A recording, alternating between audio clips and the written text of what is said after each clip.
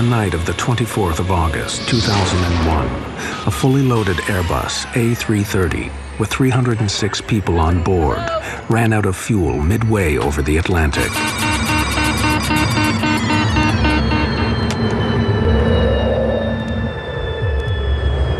How could a state-of-the-art, computerized airliner suffer such a catastrophic failure? Mayday, mayday, mayday. We have lost both engines due to fuel starvation. We are gliding now. Well, we're now at 30,000 feet at the rate of descent of 2,000 feet per minute. We have to ditch in the water. I need you to put on your life jackets right now. This film investigates what happened to Air Transat Flight 236. This is it. It's over. You're just going to die in the next 5 to 10 minutes. And the speed's increasing, 203 knots now. It's way too fast. Everybody, I need you to brace. Oh my God!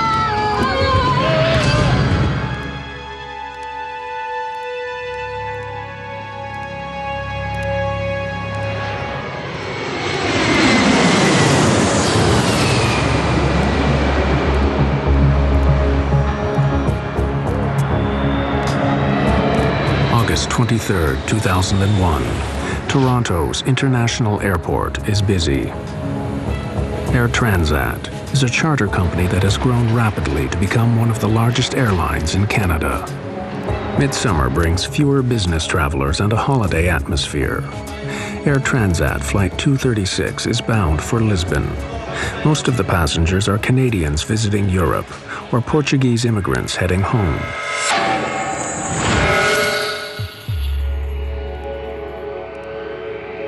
The plane, a twin-engined Airbus A330, is being flown by a young co-pilot, Dirk de Jager, and an experienced captain, Robert Pichet. Captain Robert Pichet is somewhat out of the ordinary. Captain Pichet, from the moment he gets his wing, he gets to learn how to fly in the north of the province of Quebec, where the conditions occasionally are very severe.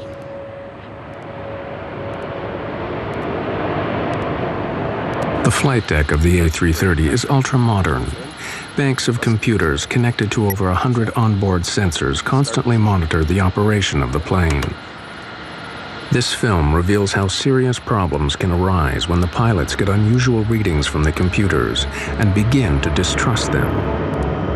On this night, the computers assist the smooth takeoff of Flight 236. 236 Heavy, follow A320 Air Canada. Turn left on Romeo and hold short on 24 right.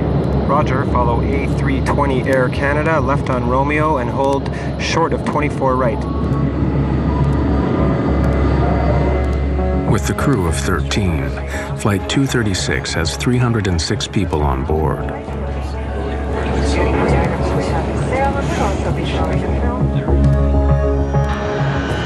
Transat 236 Heavy, cleared for takeoff. 240 at 8, cleared for takeoff, 24 right, Transat 236 Heavy. At 10 minutes past 8, the Airbus A330, loaded with over 47 tons of fuel, left Toronto for Lisbon. V1, rotate.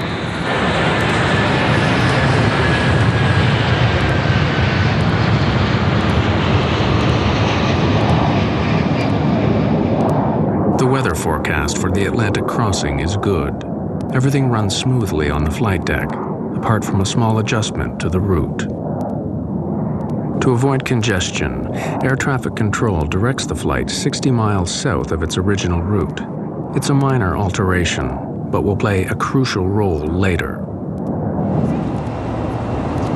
Passengers settle down for the long crossing.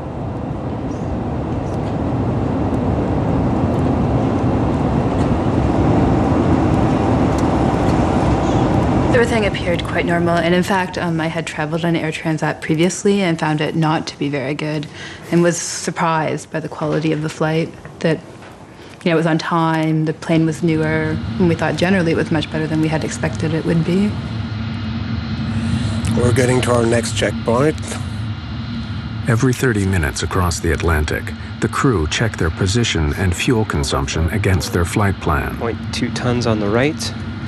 11.2 tons on the left. Despite the computerized systems, some procedures like checking the fuel on board still need to be done by hand. 5.2 tons. By comparing the amount of fuel in the tanks with the amount the flight started with, the pilots can keep an eye on their fuel consumption. Fuel check complete. Levels normal for the distance flown. All right. For the first 5 hours, everything is routine. The flight crew, Air Transat, and accident investigators have all declined to be interviewed about what happened next. This film uses known facts about the flight standard emergency procedures and expert opinion to reconstruct what took place on Flight 236.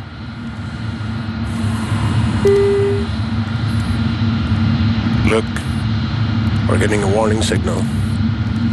Oil temp low and oil pressure high on number 2. What? This warning is the first step in the crisis. Oil pressure is within normal limits on number 1. Number 2 is slightly high. The computer display reveals that the oil temperature is low in engine number 2, but the oil pressure is high. It is a very unusual reading. The pilots are puzzled. I can't see anything here. I'll look in the FCOM. Okay. A low oil temperature indication is normally indicative of bad readings, bad sensor. Oil temperatures don't decrease normally, they increase. A low oil temperature would be of no concern. The high oil pressure is a very strange indication. It's very rare. In fact, I've never actually heard of one. It's only indicative of the contamination normally of the oil with fuel. That's not something that's explained in the manuals. Call the company. The crew contact Air Transat's maintenance group in Montreal. Transat 236 to Mirabel Operations. Mirabel Transat 236. Hi. Hi, we have a little problem. We're getting the warning oil temp low and oil pressure high on the ECAM for engine number 2. There's nothing in the QRH nor the FCOM. Can you help us out? I'm looking in the manual. The ground crew have no immediate solution. The pilots must work it out themselves. They may have been given some advice on troubleshooting to see if that would help. But ultimately, the pilots are up there on their own. They can get advice from somebody 2,500 miles away, but they can't really fix their problems. Suggest you keep monitoring your oil levels and see what happens. Advise us on But because the oil readings are so unusual, the pilots believe they may indicate a computer error. The crew keep monitoring the oil levels. Air Transat 236 continues on track.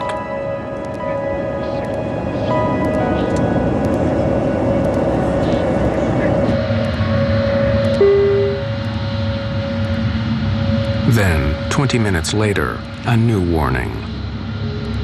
Fuel imbalance warning. Haven't seen that before. Follow all ECAM action. I have air traffic control. In the Airbus 330, most of the fuel is in large tanks in the wings. The computer has now detected that the fuel level on the right is now significantly lower than the left.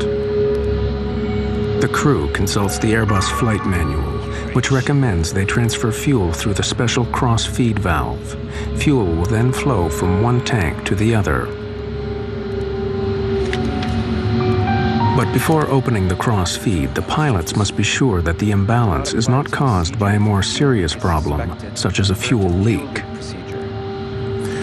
Last fuel check was only 15 minutes ago and it was okay. No indication of a fuel leak. Keep going. Wing crossfeed. On. On.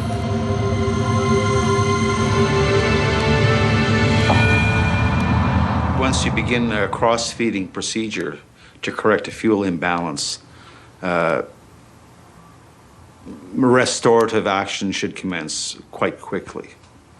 In other words, the situation would not continue to get worse. It would either stabilize immediately and then begin to correct itself. But the situation is not correcting itself. Unknown to the pilots, there is a major fuel leak in the number 2 engine on the right-hand side of the plane.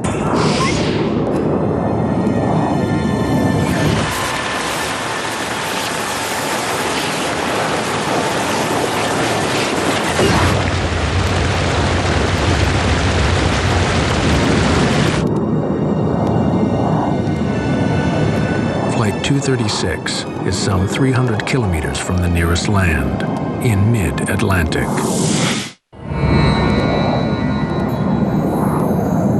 39,000 feet over the Atlantic, some 300 kilometers from land, Air Transat Flight 236 is in trouble. Unknown to the pilots, the right engine is leaking fuel. The plane's computer system has thrown up a series of warnings, but the pilots believe these are computer errors. Have you ever seen something like this before? No. Never. Doesn't make any sense. Yeah, even if there is a leak, it doesn't explain the alarms on the oil system. And everything was okay at the last fuel check at 30 West. Yeah. Bet you it's a computer problem. The task of finding out if there is a fuel leak is made harder by the design of the Airbus systems. The systems monitor hundreds and hundreds of sensors, and they can be affected by such mundane things as a little bit of frost or ice on a sensor can cause it to present bad data. There is no direct warning to show if the fuel level is falling faster than the engines are consuming it. So the pilots receive no immediate indication that there could be a fuel leak. Fuel quantity isn't rising in the tanks for the right wing. Check fuel quantity. Looks very low. Hold on. When co-pilot de Jager carries out the fuel calculations, he discovers something is seriously wrong. That's much less fuel than we should have. It looks like a fuel leak. Check again. De Jager finds a disturbing difference. According to all the gauges, all the tanks in the right wing are way below the level they should be according to the flight plan, and there's hardly anything in the other ones. What about the trim tank? There's nothing there either.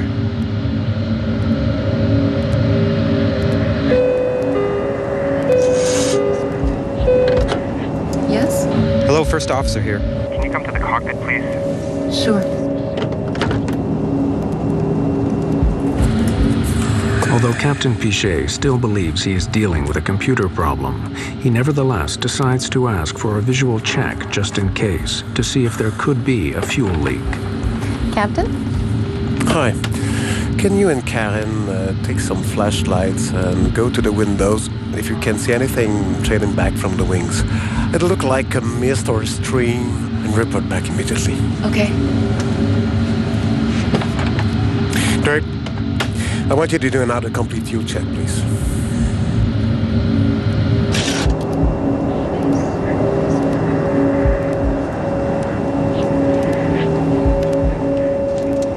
I'm so sorry. In daylight, the fuel pouring out the back of the wing would have been clearly visible. But in the dead of night, even with a torch, the fuel leaking from the engine is impossible to see.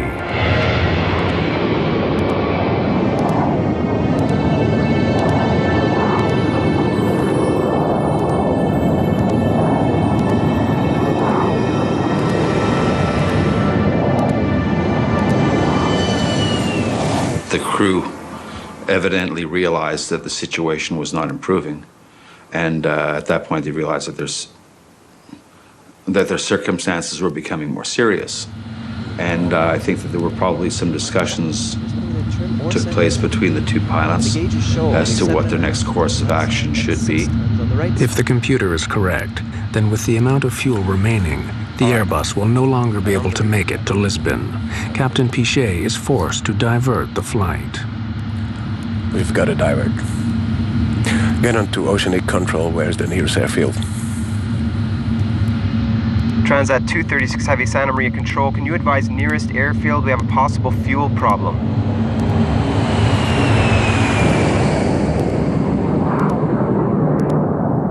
The nearest runway is over 300 kilometers away. With the fuel remaining, Lajes Military Air Base on the tiny island of Terceira in the Azores should be within reach. Santa Maria Control, Transat 236 Heavy. Proceed 230, flight level 390 direct. 350 miles to threshold. Are you declaring an emergency? Stand by, Santa Maria Control. Not yet. It must be the computer. Transat 236 Heavy, Santa Maria Control. No assistance required yet. Flight 236 continues flying south for the next 25 minutes. Everything in the cabin seems normal. But in the cockpit, the fuel readings are getting worse. Must be the computer. I've checked. There's nothing in the trim or center tank. And the gauges show only 7.5. According to the fuel gauges, the plane is using fuel much faster than normal. Whether they believe the gauges or not, the captain has no choice. He must warn air traffic control. We have to declare a fuel emergency. Transat 236 Heavy, Santa Maria Control. Santa Maria Control, Transat 236 Heavy, go ahead. Transat 236 Heavy, declaring fuel emergency.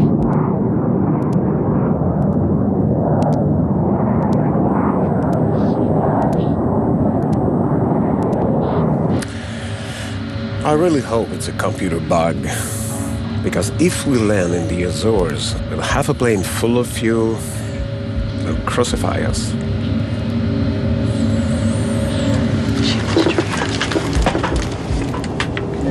But at 6:13 a.m., less than an hour from the first fuel alarm, the full gravity of their situation strikes home.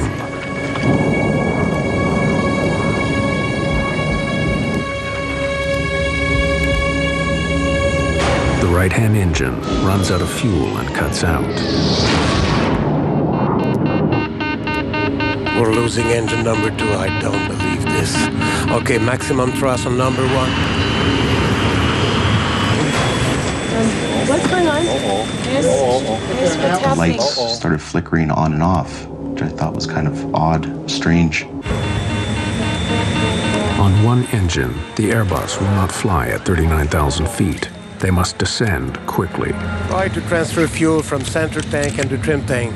Transferring. Fuel quantities reaching 0. This can't be. We're not gonna go completely dry on this airplane. All right. We can't stay at 39,000 feet with just one engine. We'll descend to 33,000 to control our speed. 236 Villages Tower. We have lost one engine. Engine flame out. Roger, Transat 236. We can see you on primary radar. You are at 135 nautical miles from Lajes Field. We are 135 nautical miles from Lajes Field. For the next 10 minutes, the stricken Airbus continues on its one remaining engine. The pilots still believe that the computer may be partly faulty and that they can make it to Lajes with fuel to spare. At the end, might be all right. Fuel gauge is falling fast, though. It's nearly hitting 0.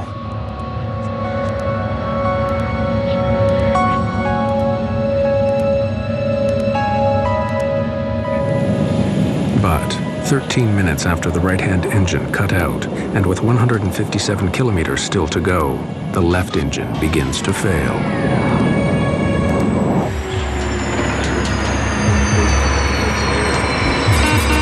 We're losing number 1. Mayday, mayday, mayday. We have lost both engines due to fuel starvation. We are gliding now.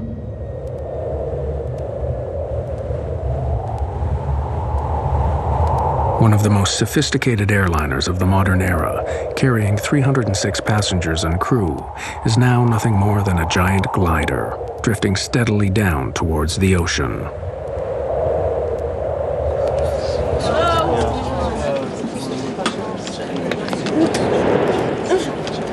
Honey, it doesn't work.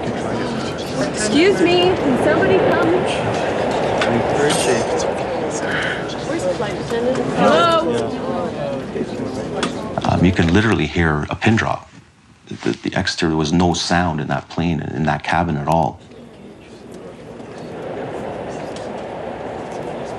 A lot of people were praying and screaming for God. List of functions we've lost. We have no more stabilizer. Blue and yellow hydraulic. No ADR 2 and 3. No anti-skid. No reversers. Rudder trim. Radio HF 1 and 2. With the loss of both engines, we have no electrical system. If the engines aren't running, the generators aren't running. So there's no power on the airplane. There is a small device, it's called a ram air turbine. It will deploy from underneath the fuselage near the wing fairing.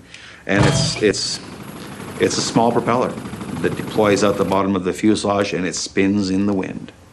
And that small propeller will provide very limited electrical and hydraulic systems to run the aircraft. In other words, although it's a glider, at least it's a controllable glider. Calculate how far we can go with our glide angle, will you?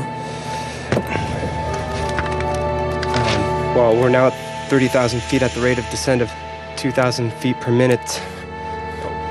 We can hang on for 14 or 15 minutes. What? I don't want to die on our honeymoon. I was just trying to calm her down, like try and reassure her that everything would be okay. It's a very big struggle to stay calm when you're considering your own death. Without power, the plane loses 1,000 feet in height for every 5 kilometers it travels forward. They can reach the Azores, but if the pilots make a mistake, they may face a forced landing on the water. We have to ditch in the water.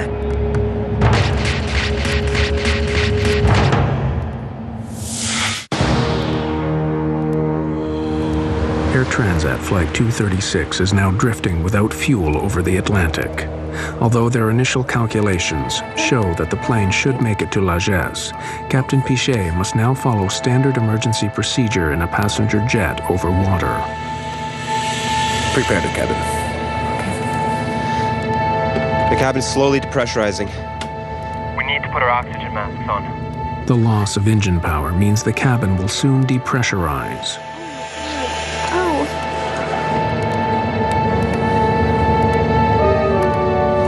Everybody, please, I need your attention. We're preparing to ditch the plane. I need you to put on your life jackets right now. Within probably, I'd say, 2 minutes, I saw flight attendants with life jackets in their hand running down the aisles. And obviously, that was a sign of fear. What was happening was the first question that popped in my mind. We just need to tie this up like that. You know, you don't really know what to think. But people did start to panic at that point when they were told to put on life jackets. This isn't working. No, it's all right. It doesn't work. Remain, please keep her calm. It's not working. She's so tough. She's so tough. My best friend was talking to his father. His father died 3 years ago. But he's talking to him because he thought for sure he was going to be joining him. Ditching a large passenger jet on the water presents a severe hazard. If the Airbus 330 has to make a forced landing, chances of survival are bleak. In my personal opinion, I don't think these airplanes would make very good boats. Typically, an airplane with a low-mounted tail like this, as it enters the water, one of the first things that's going to hit the water is the tail. And it's probably going to be ripped right off. And the fuselage is probably going to open right about there. In 1996, a Boeing 767 ran out of fuel off the coast of East Africa. Its last moments were caught on picture video and reveal what happens when an airliner attempts a controlled landing on water.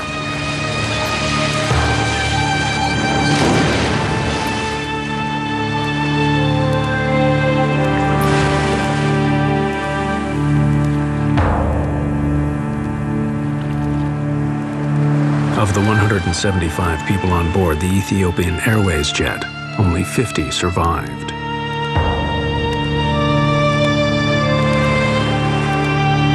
The chances of it surviving ditching and floating for very long are not very good.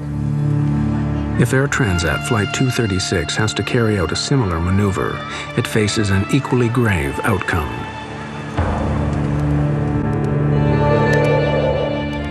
With over 100 kilometers before they reach the Azores, the pilots face a long and difficult maneuver.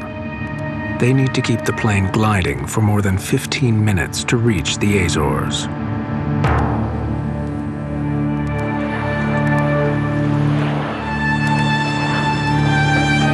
Transat 236 Heavy to Lajes Tower. Lajes Tower receiving, Transat 236 Heavy. Do you have us on radar, Transat 236? We have you on primary radar. Confirm you're at 80 miles out. Your heading is good. Transat 236 Heavy Lajes Tower, we are trying to make the runway. Please describe runway, heading, and length. Lajes Tower, Transat 236 Heavy. Runway is 33 and 10,865 feet long. Airport dead ahead on your present heading. Please advise when you have it in sight. Transat 236 Heavy. We cannot see the airport. We will tell you when we can.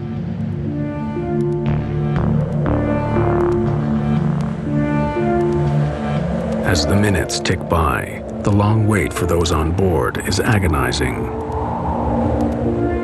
That's it. This is it. It's over. They're just gonna die in the next 5 to 10 minutes. I had contemplated the idea that we would die, certainly. And kind of I think in that moment you can accept it more than you think you would accept it. The torture of the whole fact that you're gonna die, which I totally thought I was going to, is worse to me than dying. If I'm gonna die, just kill me now. Just get a gun and shoot me, or just let this plane go down and nosedive into the ocean and then just die instantly. On the ground, emergency services prepare for the crash landing of a fully loaded airliner.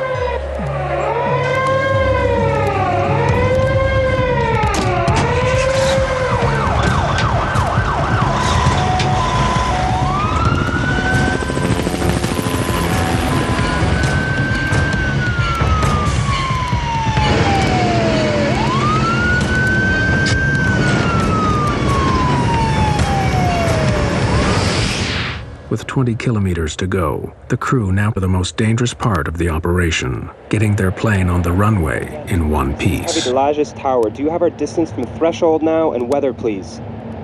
Roger, Transat 236 Heavy. You are 8 miles out according to primary radar. Airspeed 280 knots according to our reading.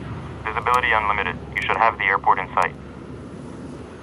Negative, Lajes Tower. Until now, we cannot see the runway.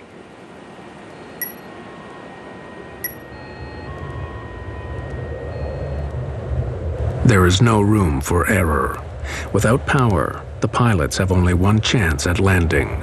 If they miss or overshoot the runway, the results could be catastrophic.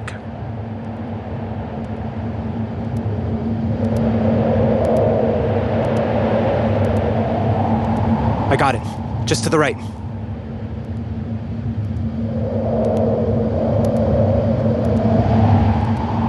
Minimum RAT speed is 140 knots. Maximum speed for gravity gear extension, 200 knots. I'm not lowering the gear until the last minute, okay? Okay. The crew struggle to lose height and speed for landing. Roger, Lajes. 6 nautical miles. Let's open the slats. It'll slow us down a bit. Slats out and locked. As they approach the runway, their speed increases dangerously. Too fast, and they could run off the end of the runway. Lower the gear. Hold on. Speed is about 200. All right. I stabilize the speed. Can you give me a landing speed, please? No engine, no flaps. Ideal approach speed is 170 knots. We're too fast. Yes. But the runway is very long.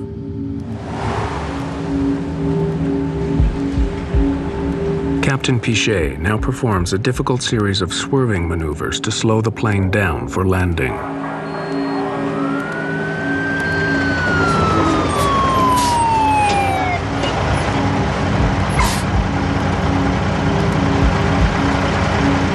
The plane was almost on a 45-degree angle. I thought it was just gonna flip over and just nosedive straight down. The plane was circling around the island to slow down.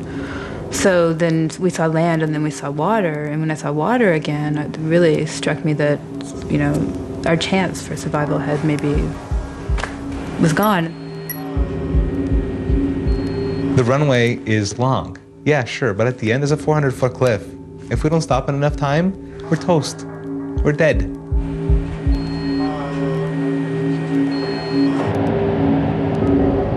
The crew line up the giant Airbus for the final approach.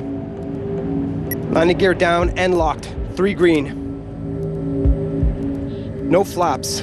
Only the emergency brakes. No spoilers, no reverse thrust. 4,000 feet, 195 knots.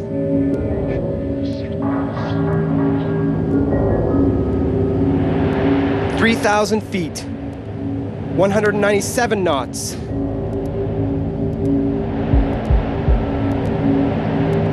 2,000 feet, 200 knots. Alert the cabin. Cabin crew, 1 minute to landing.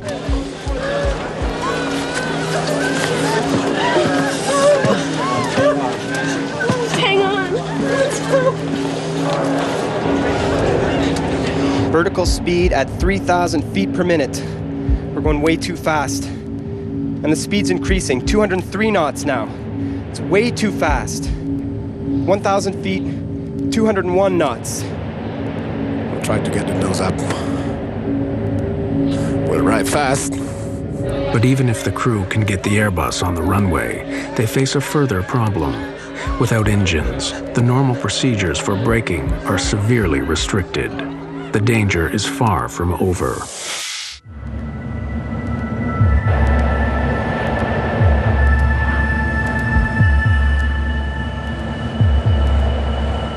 The pilots must land the plane without power and somehow get it to stop.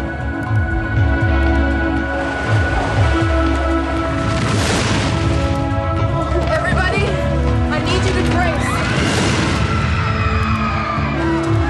Hang on.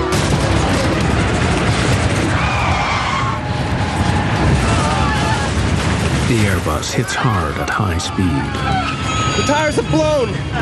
Captain Pichet tries to hold the nose down.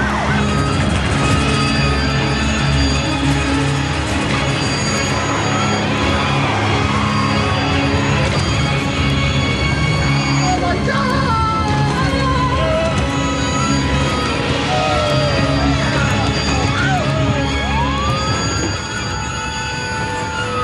After bursting 8 tires, the plane finally stops in the middle of the runway. What we say, we made it!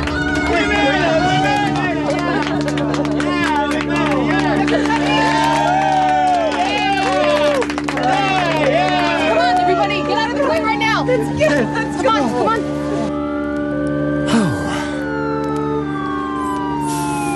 on! Told you we'd make it.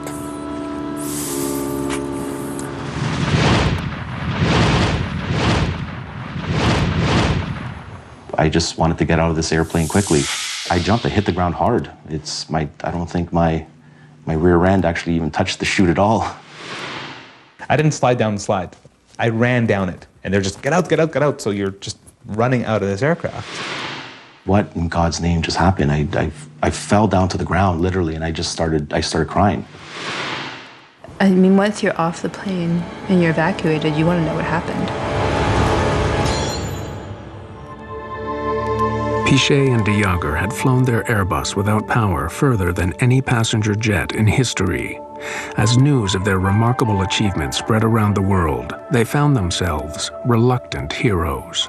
You don't have time really to think about anything else than taking care of the safety of your passenger, you know. That's your main goal, and since we didn't have any engine, the other main goal was to make the landing safely. So at that time, I guess the experience came in, you know.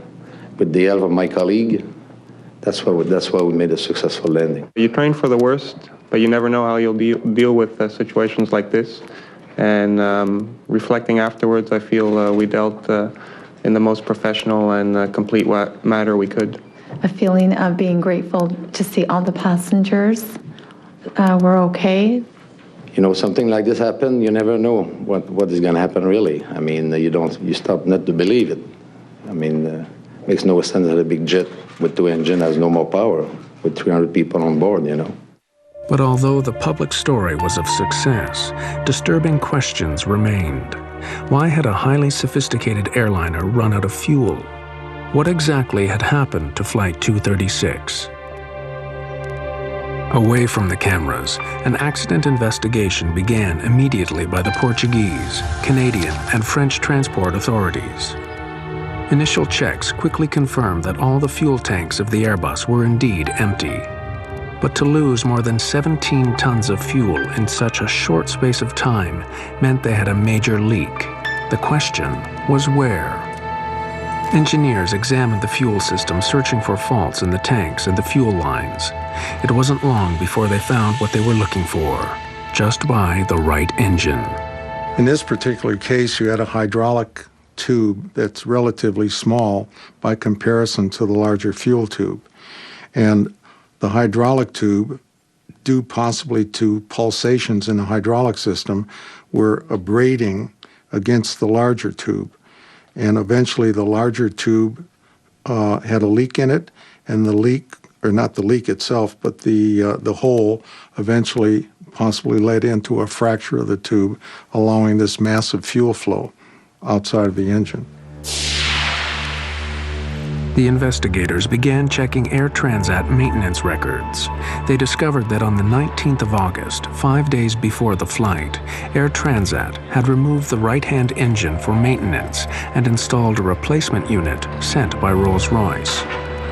But as they analyzed the repair logs for the engine, they uncovered a shocking mistake. This was not a case of faulty design, but of faulty maintenance. Rolls-Royce had supplied the engine without a hydraulic pump assembly.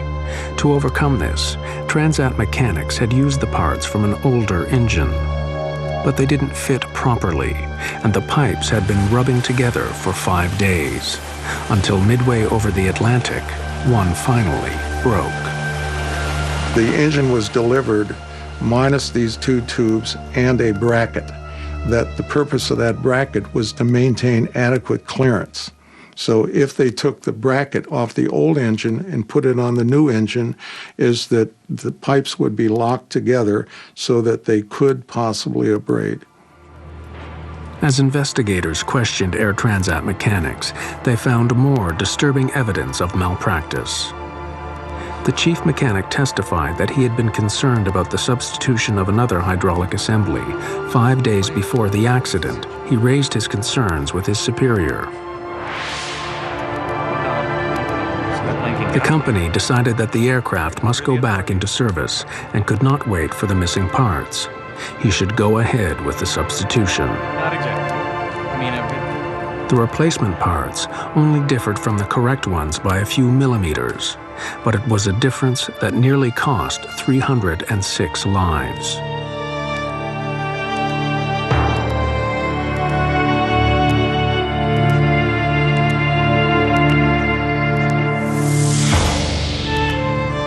A few days after the accident, Air Transat publicly accepted responsibility for the faulty maintenance. We have to realize that there was a small mistake made in terms of changing the pump. We installed it, but then some pipes, so to speak, were needed to be connected to the pump, and there was a mismatch. The immediate consequences for Air Transat in that event was that they got to pay a fine of $250,000, which was the highest ever in Canada, for an error that could have been prevented. How someone that is supposed to be qualified in their job can put the wrong part onto an engine and risk 300 people's lives is beyond me.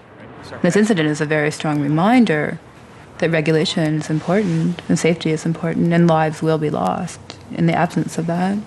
And they're real lives. It's not just, this imaginary figure in your head of 300 people. It's real people who suffer and continue to suffer. If it hadn't been us suffering, it would have been our families. This was by no means the end of the story. Investigators now turned their attention to the cockpit itself. And what role had the crew played in the events of August 24th? Could they have done more to avert the crisis? Key questions remained unanswered. Questions about what happened on the flight deck. The Transport Canada investigation into Air Transat Flight 236 discovered that basic maintenance errors had led to the fuel leak. Air Transat had accepted responsibility and were heavily fined. But the focus now turned on the flight deck and the performance of the crew. What part did they play in the fuel loss? Wing crossfeed on. On. When the crew opened the cross-feed valve to transfer fuel from the left wing tank to the right, they lost 17 tons of fuel in less than 30 minutes, yet they failed to close the cross-feed valve and prevent further loss. We have lost both engines due to fuel starvation. We are gliding now. In the days after the incident, Captain Robert Pichet and Dirk de Jager were called before the inquiry and asked in detail about their actions. More than 2 years later, these findings have still not been published. What follows are possible explanations for the course of events that night, based on known facts and expert opinion. Oil temp low and oil pressure high on number 2. The warnings of high oil pressure and low oil temperature from the number 2 engine on the right wing would not have led the pilots to suspect there was already a major fuel leak. The indications that were being presented with respect to the oil system would probably not give the crew any indications. They may have questioned what was causing the erroneous or strange indications, but there's nothing certainly in my mind or their training, I think, that would have triggered them to suspect that a fuel system might be involved. Bet you it's a computer problem. But although the pilots thought they had a computer error, the oil warnings were actually correct and were the first indication of a much more serious problem. Fuel imbalance warning. Haven't seen that before. When the fuel imbalance warning came up 20 minutes later, showing less fuel in the right wing than the left, it seemed unconnected with the oil alarms. This could have reinforced Captain Pichet's idea that he was facing a series of computer errors. Do not apply this procedure if a fuel leak is suspected. Despite his doubts, Captain Pichet was obliged to follow Airbus procedure to correct the imbalance. He opened the cross-feed valve. Wing cross-feed. On.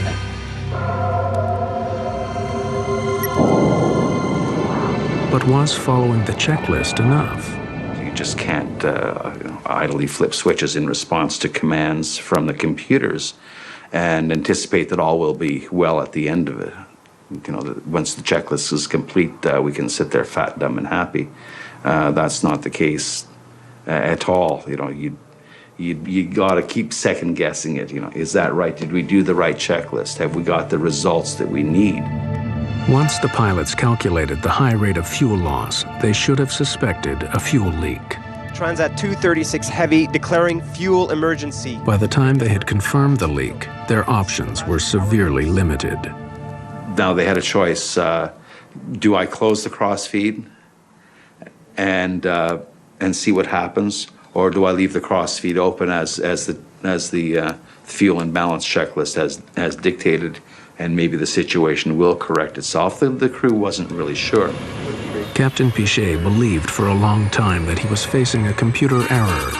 It was only when the engine stopped that he had to accept the fuel leak was genuine.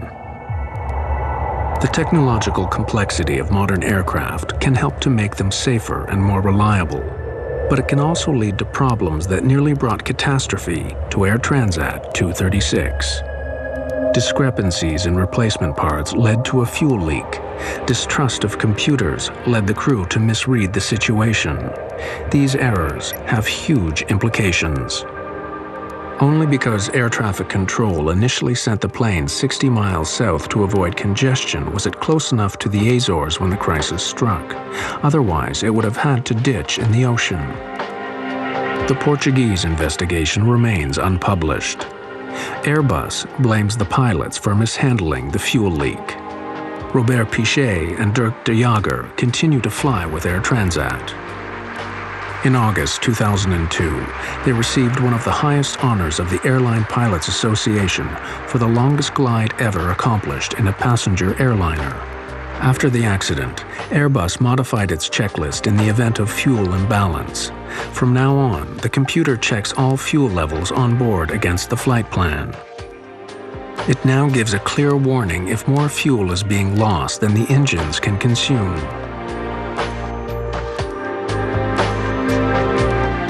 Rolls-Royce has reissued a service bulletin alerting all its clients of the incompatibility of two almost similar parts.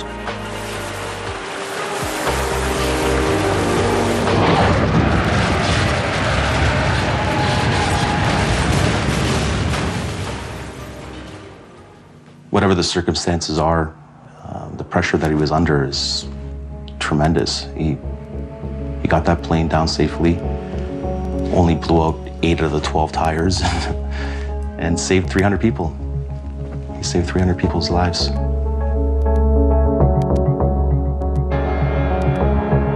Captain Pichet saved our lives, and whether or not he made an error, or if there was a failure of a computer, it doesn't really matter because we're alive.